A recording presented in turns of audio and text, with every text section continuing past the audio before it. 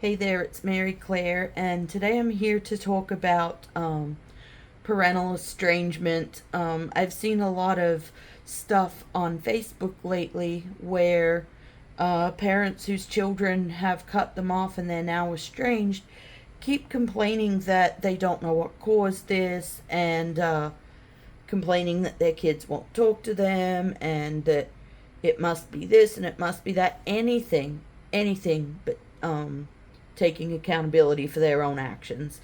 Anything except some self reflection.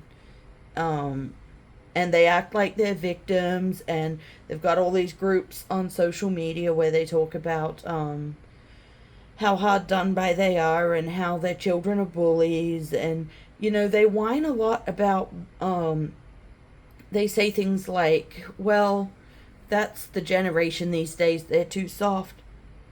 Excuse me, bitch, but you raised those kids. So, if they are entitled, it's your fault, isn't it?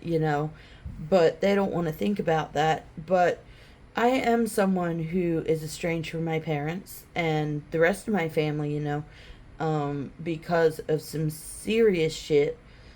And I don't regret it. It gives me peace, and we all deserve peace. And to me, that's what estrangement is about, despite what the parents say. The first thing they say is, we don't know why this happened. Yes, you do. You were told over and over and over again, but you either weren't listening, or you shut it down, or you made excuses. But you were told. You were told multiple times, because we don't just walk away from our parents and cut them out of our lives for no good reason. It's not about, oh, I didn't get an iPad growing up, or my parents sent me to my room for something I didn't do. That's not why children, essentially adult children, break up with their parents. It's just not a thing. And lately I see a lot of blaming mental health professionals, particularly therapists, and the estranged parent says, well, their therapist only hears their side, not mine. They're not your therapist. They're not going to hear your side. This isn't a court of law. This is your child going to therapy to get over all the shitty things that you did to them. The therapist isn't going to hear your side. They're not supposed to hear your side. They're supposed to help the person who is their client. And therapists aren't just sitting there saying, hey, you need to cut off your parents. That's not what they're doing. That's not the therapist's job. But when we need to protect our peace badly enough to cut our parents off, it's hurtful to us too. We love our parents, usually, even if they have done horrific things to us. We don't want to break it off, but eventually we have to. So, number one, therapists don't have to hear your side of the story. Number two, sure, therapists do need their own therapist, most of them. And just like other people, they have their issues in life. But it doesn't mean that they're taking out their issues on their patients. It doesn't mean that therapy's not worth it. And growing up, I was told never to go to therapy because my stepfather said that a therapist would put ideas in my head, convince me I was abused. He told me about the satanic panic as a way to scare me off and be like, one day when you get a therapist, they're going to try and hypnotize you and bring out repressed memories, and that's not a thing. It is a thing. And my memories started coming to me long before I started going to therapy. It's how I got dissociative identity disorder. And there's a lot actually in that. People have tried to say, especially these parents, of course, have tried to say, well, there's a lot of false memories, and they call it false memory syndrome. False memory syndrome isn't a diagnosis. It's not in the DSM-5 because it's not a fucking diagnosis.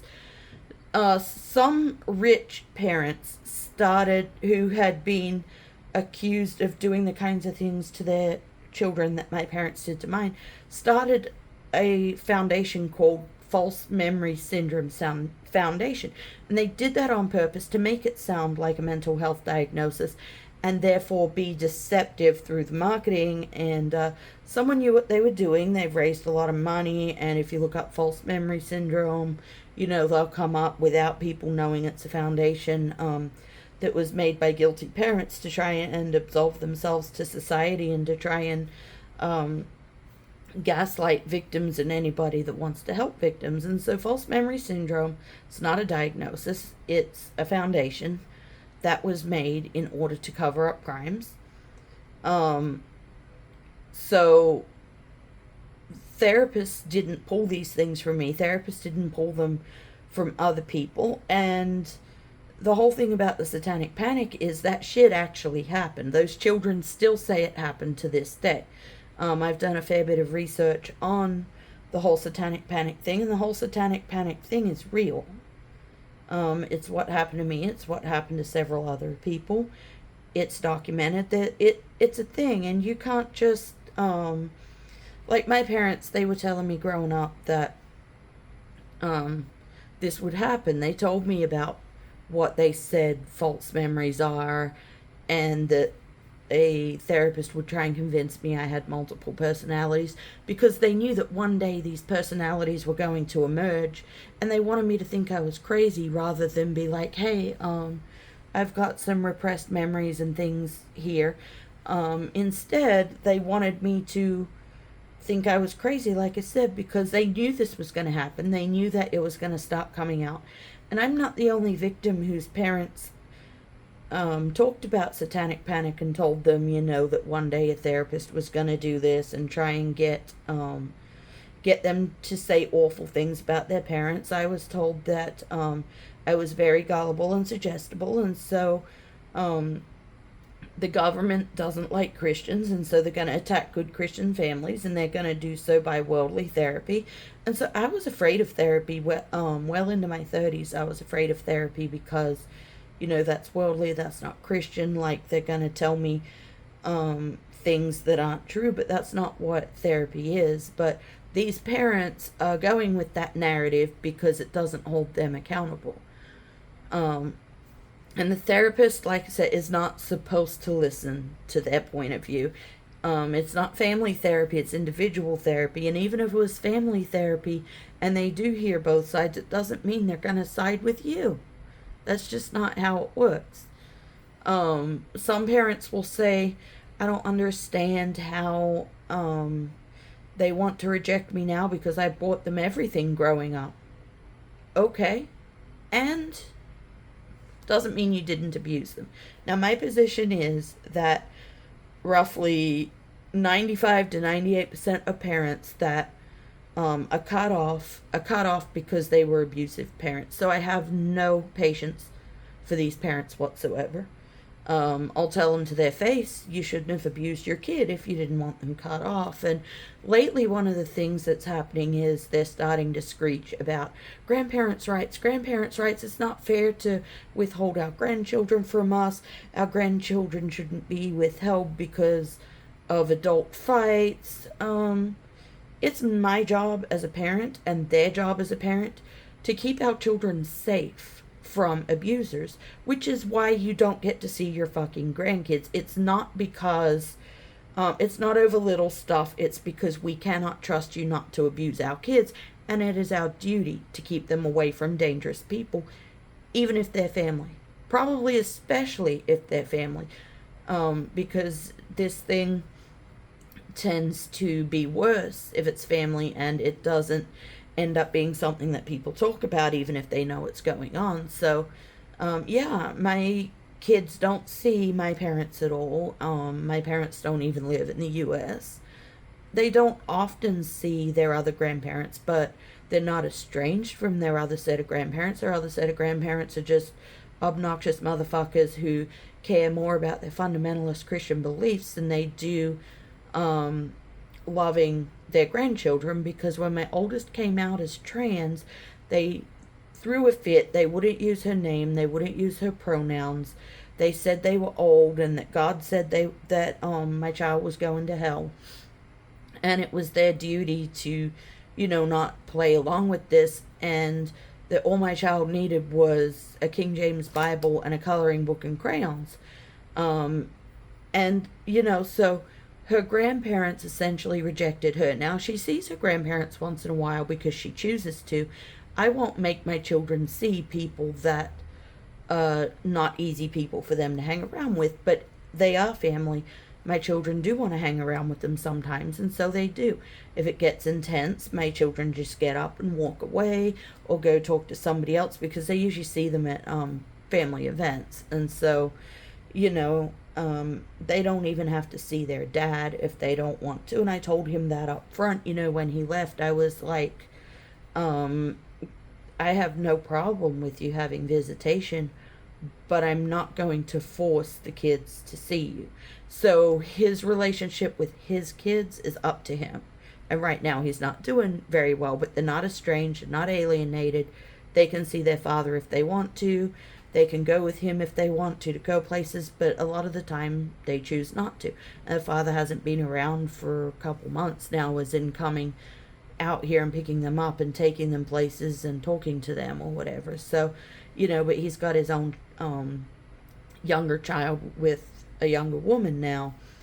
So that does take up a fair bit of his time, but it's just, the point is, I don't force them to visit, but I'm not going to say you can't go with your dad or you can't go with your grandparents. It's one of those things where the relationship is difficult. You choose to go anyway because you love them. So, someone like me, I haven't cut them off from the one set of grandparents. I've cut them off from the other set of grandparents, because you don't traffic your little girl for sex. And if you do, you don't need to see your grandchildren ever. You just don't. You're a dangerous person. And a lot of the estranged parents have a problem with that kind of wording too. And they'll say, well, we didn't abuse them. We just punished them according to God's word. And they're talking about spanking in general. And I'm like, why would you use the Bible to justify hitting and beating up your kids, assaulting your kids? The Bible doesn't say that. Jesus taught nonviolence. Jesus taught dignity and respect. And he does not want us assaulting our children. Now, if I were to spank an adult because they displeased me and it wasn't within a consensual sexual role play, I would be wrong. I could go to jail because it's assault. So why does society not consider it the same with kids? So a lot of these people, they're mad because their kids said they're abusers because they spanked them growing up. Well, you are an abuser. You physically abused your child, and your child as an adult is not putting up with your crap. That's a you problem. And you don't get to use the Bible to justify assaulting your children, just like my children's other set of grandparents don't get to use the Bible to justify disrespecting their granddaughter just because they don't agree with the choices that she has made. And you aren't owed a relationship with your grandchildren. That you really aren't. It's just, and if you're trying to force visitation, and saying that the law should enforce it, and that withholding your grandchildren from you is abuse, it's not. You don't have a right to your grandchildren. They are not your property. And the problem probably is that you saw your children as property, and they don't want you to see their children as property. They're protecting their children. That's what they're doing. Another thing that I have seen lately in the comment section of these estranged parent videos is, well, if they cut me out of their life, I'm cutting them out of the will, out of my inheritance. Again, and we don't want your money.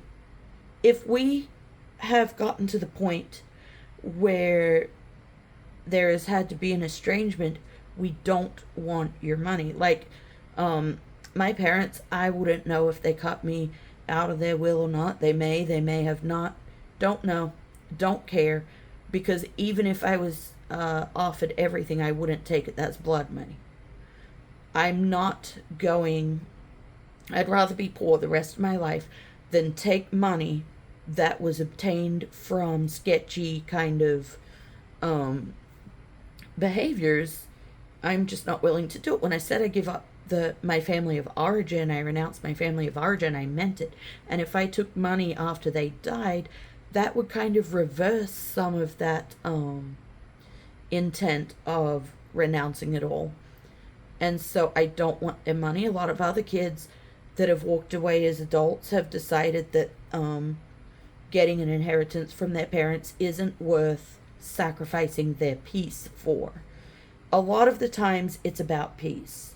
We need to heal. We need our space. I have no intention of ever speaking to my parents again. Now, if I found out they died, I don't know how I would feel. I think that at this point, I think I probably wouldn't care that much, but maybe I would. Would I be sad? I don't know.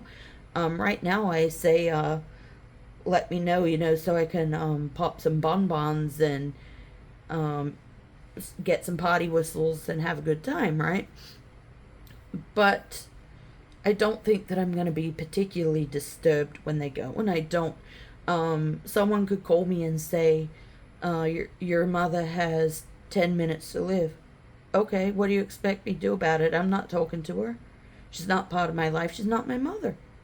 You don't get to sex traffic your little girl and expect to have a relationship with that little girl when she grows up to a big girl. You just don't. And so my abuse, of course, is extreme.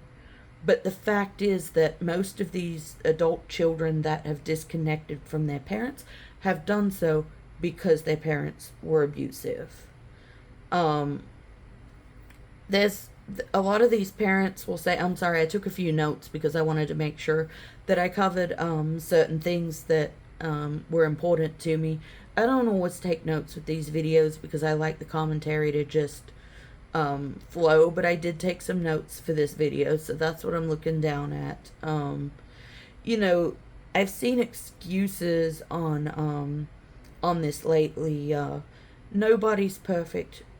There is no perfect parent. We aren't asking for perfection. Most of us are raising our own children. My children, they like me. They like being around me. One of them's an adult. One of them is getting close to adult. And there's two more that are still coming up, but they're all teenagers. We have a good relationship. We laugh. We have a good time. I feel like I have a good relationship with my kids because I don't hit them. I don't abuse them. Sure, I'm not a perfect parent. Nobody is a perfect parent, and that's true. But not a perfect parent doesn't cover you abused your kids. It just doesn't. So, nobody's perfect, that's true. Don't have to be a perfect parent, you just have to be a decent parent. But if you abuse your children, you aren't a decent parent. Now, a lot of these people also say, well, yeah, I get it in case of abuse, but we're not abusers, and a lot of the time the only abuse they will acknowledge is sexual abuse, and even then some of them say things like, well, my daughter said that my brother was doing things to her, but she's a liar, and I don't know why she keeps saying this. She keeps saying it because it happened, and you're not believing her, and that's the reason why she has decided not to speak to you, because speaking to you won't bring peace. You aren't concerned. You want to save your brother's feelings, and you don't want to make your life any more difficult, so you threw your child under the bus so that you wouldn't have to deal with this situation. If a child is talking about sexual assault, especially as a very young child, it happened. My thing is always believe victims unless there is a damn good reason not to. So if they say that Grandpa or Uncle Johnny did this, then they likely did. And if you didn't believe them, or you knew it was happening and didn't do anything, that would be why they cut you off. Another thing I hear is, well, let's go back to abuse. I'm sorry. So they'll acknowledge sexual abuse. Some of them will acknowledge physical abuse, and then some of them will say, but God and Jesus, and okay, don't get me wrong. I'm a Christian. I love Jesus. I attempt to follow Jesus. I don't think Jesus is a good excuse for abusing your children. So they'll acknowledge sexual abuse and maybe physical abuse. Well, there's financial abuse, there's emotional abuse, there's all different kinds of abuse. Just because you don't believe that doesn't mean it doesn't happen. And a lot of these parents are saying, well, everything's a trauma these days, and they're weaponizing therapy speak and all kinds of things, but I think we use therapy speak a lot because that's what we hear in therapy, and it having the language to talk about what happened to us is important, and so that's where that therapy speak comes from, I think. And I try not to use it very much, but the thing is, people know what I mean when I use that therapy speak, and so it's one of those ways of communicating that's clear. So the other excuses that I've seen a lot of parents lately use is they'll say, but I'm a parent, I did the best I could. Well, evidently you didn't do the best you could if your child has cut you out of their life. You just didn't. And it's not, I don't care if a parent had trauma or mental health issues when it comes to, that's why I mistreated my child because I didn't know better. You were a grown-ass adult, and it was up to you to break that cycle of violence like I am doing with my family. It is very hard work, but it is worth it. And you don't get to be a grown-ass person and blame the children that you have raised and say things like, well, I did the best I could. No, you did not, because you did not bother to work on your shit, change yourself.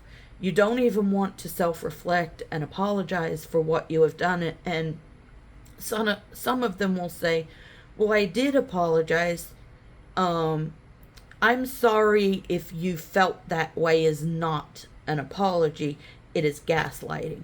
That is basically telling them, well, maybe I did it, but you have a problem with it. That's not my fault.